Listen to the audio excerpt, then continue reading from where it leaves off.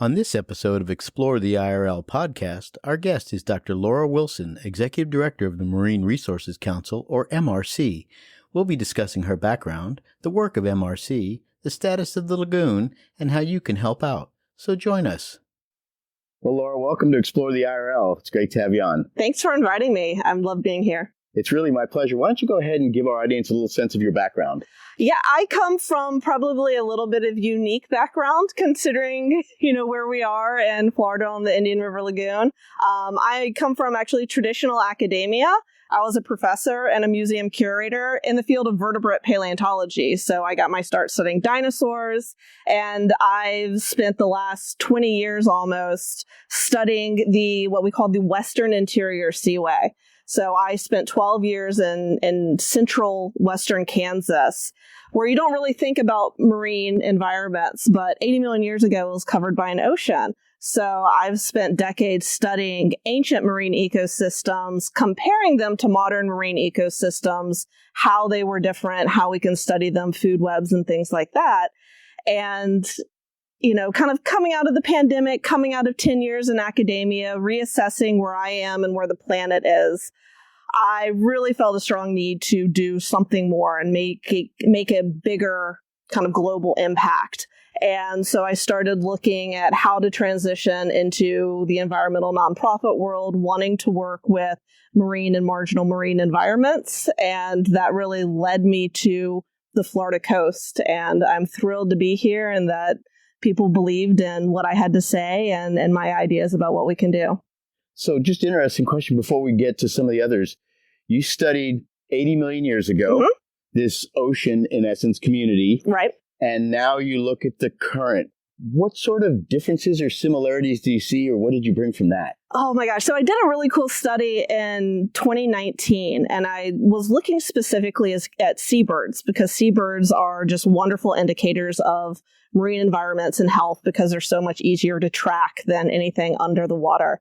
So I was looking at these ancient seabirds that we had that lived all the way up and down this, 200, 300 kilometer stretch of seaway in the middle of the country, and trying to figure out what was similar and what was different. And to an open ocean, that ecosystem is actually really different. Not only did we have a different cast of characters with big marine reptiles rather than our marine mammals, but things like really warm water and really shallow waters and lots of shoreline, all things that are great for seabirds and seabird diversity. So what I'm actually seeing now is that system 80 million years ago is a lot more similar to a lagoonal estuarian system like the Indian River Lagoon than it is to any sort of open ocean environment that we have today. And we can track that through the types and the diversity and abundance of the life forms that we find. Wow, it's really fascinating. So you come down here. Tell us a little bit about MRC and what it does. So Marine Resources Council is all about the Indian River Lagoon. So it's protecting and restoring the Indian River Lagoon. And we have 3 pillars of science, education, and advocacy. And we take our messages and our work along the entire 150-mile stretch of the lagoon and into the watershed. So a lot of the things that we do, not only advocating for the lagoon and educating the coastal communities, we do a lot with living shorelines. We have a very large, one of the largest, if not the largest, licensed mangrove nursery in the state. So growing the mangroves and providing them for shoreline planting. We all know how excellent they are for carbon sequestration as well as shoreline stability. We've been on the forefront of the fungal pathogen that's been affecting, especially the northern mangroves that we have in this area and the die-off. So we've been very involved in the research for that and how to treat them. And then we do a lot with low impact development, kind of what I like to call low impact living. Everything from what an individual citizen and homeowner can do to lessen their impact through stormwater, wastewater, and other pollutants going into the lagoon, to what we can do working together with industries and municipalities for putting low impact development, green stormwater infrastructure into our cities and coastal communities. Can you talk a little bit about the mangroves and the fungus. I know the last time I delivered some mangroves here, Mara took a look at them, and I hadn't heard anything about it. So tell us a little bit about that. Right. So, I mean, this is the fungal pathogen. We call it CMP. The C, N, and P stands for 3 different fungi that are affecting the mangroves. I'm not going to try to pronounce them, but we call it mangrove CMP. And it does affect other plants as well. But it became really obvious, especially in our nurseries here, in about February, when we had a huge die-off within our nursery. And we started working with a researcher originally out of South Florida. She's now a student at University of Central Florida, who she's an amazing scientist and researcher who, as a high school student, started studying these fungal pathogens that she saw in the South Florida area, and took that research to her university. And so she's on the forefront of not only studying it, but treating it. So now we're working with University of Central Florida and other interested stakeholders to treat this pathogen so that we can put healthy and pre-treated trees into ecosystems that will hopefully be experiencing less die-off over time.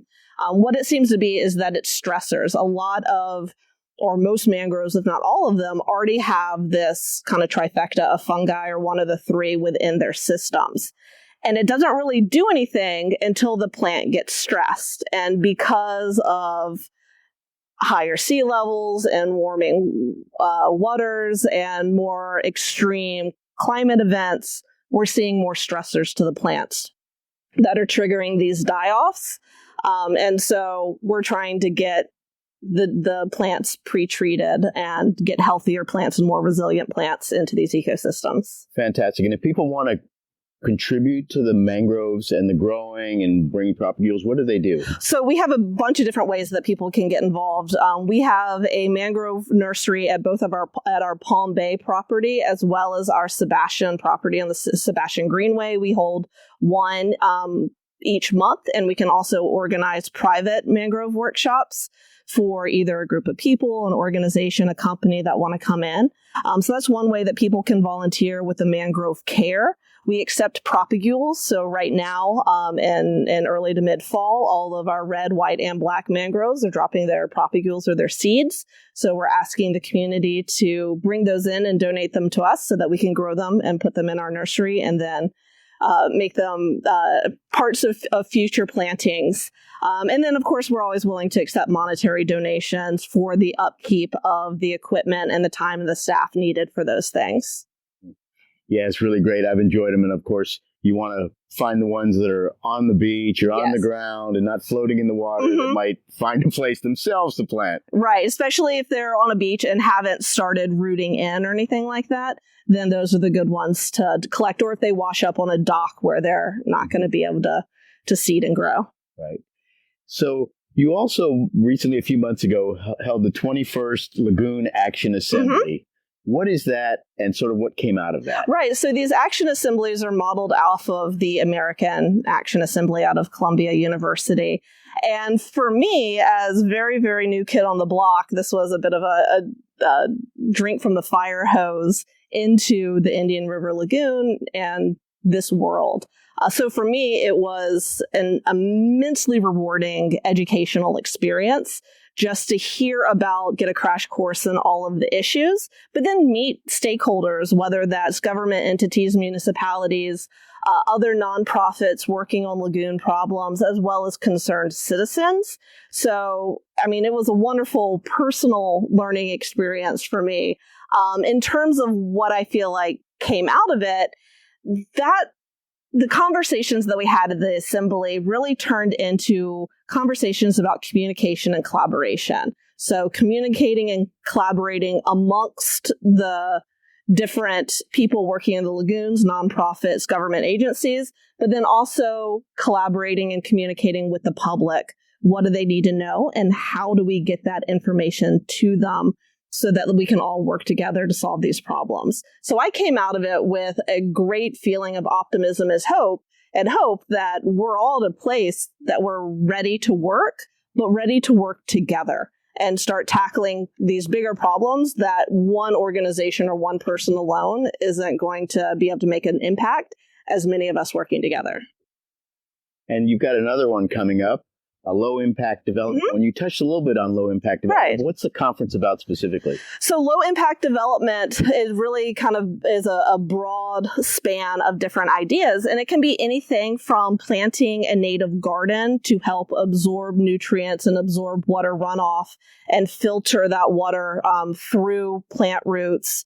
And ways that also encourage biodiversity through those native plantings, things we call butterfly gardens, that really help clean up the water before it hits the lagoon and get a lot of the nitrogen and phosphates out, to working with engineers and developers about how to handle water runoff. So we in Florida are very familiar with the burps, the big ugly retention ponds, and those can be effective for filtering the nutrients out of water that run off our parking lots and our roads and our roofs. But there are other things that we can do that could actually be more effective and also allow the developers to develop more of the land and not have to give up 1.5 or 2 acres for a pond, develop the land in a different, more effective way that also helps clean the water better before it hits our stormwater or wastewater systems. So it's everything from green stormwater infrastructure, so how to get water cleaned up as it runs off road. A lot of septic to sewer goes on there as well, so how to handle the wastewater as it moves either into the lagoon or hopefully diverted from the lagoon.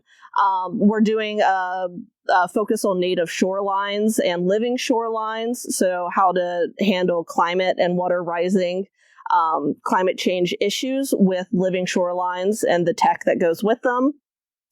And just a variety of issues, from what developers can do, what municipalities can do, how people can find money to go after these different development techniques. That's really fantastic. I know one of the other things associated with that water and water runoff that you're very active in is rain barrels. Yeah. You want to talk about that? Yeah, we have a long history of rain barrels here at MRC, and it's kind of changed over the years. We used to construct our own rain barrels. There was issues with that, I think, both in sourcing and then also a huge amount of plastic that was microplastics that were produced through that process. And we've moved to resourced rain barrels that were once used to hold olive oil. So kind of upcycling them. Wow. And a lot of what we do, in the past we've sold them. We're now working with municipalities to stock them for workshops. But really our focus is on educating people on why they're needed, where to put them, and how to use them, so that you're making a stopping point between the roof of your house and your storm drain. And you can collect that water and then divert that water to feed your gardens, feed your lawns, and that helps with the cleaning of the water and the slowdown of the fresh water that hits the lagoon. What's your sense of where the lagoon is now? So I have such a short time span that I've been here that, I'm not always that comfortable answering that question because I have the hearsay of the history. But I'm hearing a lot of optimism in the community. I got an email from a collaborator, I think over the weekend, just with positive feelings about where we're going with the lagoon. I feel that because coming out of the Action Assembly, I feel like we're talking and working well together, that communication has improved amongst different parties working on lagoon issues. And that gives me hope because we need to be able to work together to solve anything. Mm-hmm. What one word would you use to describe the Indian River Lagoon? My word to describe the Indian River Lagoon is transitional. And this comes from both a scientific and a personal relationship that I have with the lagoon. So from a geologic perspective, since my background's in geology and earth sciences, lagoons are what we call marginal marine or transitional environments where land meets water. And so you have this mix of freshwater and saltwater, which leads to this really high biodiversity. You have, because it's a smaller area and you have all these dynamic factors, it can change really quickly from one season to the next and almost seems like from one day to the next. And that makes it a very dynamic and challenging ecosystem to work in, which gets me excited. If it's too easy, what's the fun in that? But also, this has been a huge transition for me personally, coming down here from where I was working on the lagoon. And I also think that Marine Resources Council in general is in a time of transition as we look to the future and who we want to be as a nonprofit organization working on lagoon issues. And that raises an interesting question. Where do you see MRC in 5 years? Oh my gosh, 5 years. Can we stick to maybe 3? Sure, make it 3. So 3 to 5 years. I don't think the mission's changing. We're still working on lagoon issues, and we're still doing it through science education and advocacy. I'd like to see us focus on what that means to us and where we can grow. So a lot of that is really leaning into the living shoreline work that we're doing. We're forming great partnerships. We have both the research and the education advocacy, physical planting sides of that. And with education, I think, especially coming from my background, and I have a strong background in science communication, so communicating scientific ideas to non-scientists. So taking these scientific messages into the community, that's my background. And I think that's something that I've heard echoed up and down the lagoon is needed. And I think that we can really be on the forefront of helping take the messages that need to get to the public to them in a way that they can digest and hopefully start hitting pieces of the community that haven't heard our message before or don't hear it regularly enough. And as you pointed out, you haven't been here very long. Nope. The lagoon is huge. Mm-hmm. So do you have a favorite place yet on the lagoon? So it's proximity, but on the Lagoon House property in Palm Bay, we do have, when they're not washed out, we do have a set of stairs that go down to the lagoon. And whether it's first thing in the morning, whether it's when I need a brain break and just to get out of a building in the middle of the day, I just go down there because my favorite thing when it comes to water is looking and listening. So I like the birds and I like the lapping of the waves and all of those sensory experiences that go along with water. So that is just home to me on the lagoon that I just really enjoy. If people want to get involved, where can they go to find out more information? Our website's the easiest, so lovetheirl.org. And then you can get into all of our education, advocacy, workshops, ways to get involved, ways to get your family involved, ways to get your school, your church group, whomever, whether that's through time, through experience, through attending an event, or through making a monetary donation. Fantastic. Is there anything else you'd like to say? For me, I'm thrilled to be here. I'm thrilled to be doing challenging work that challenges me as an individual and a professional. And I'm working with a great team here. So every day is really just fun to come to work. And I've missed that for a long time. Thanks, Dr. Wilson, for joining us on this episode of Explore the IRL Podcast. Be sure to check out lovetheirl.org for more information about the Marine Resources Council.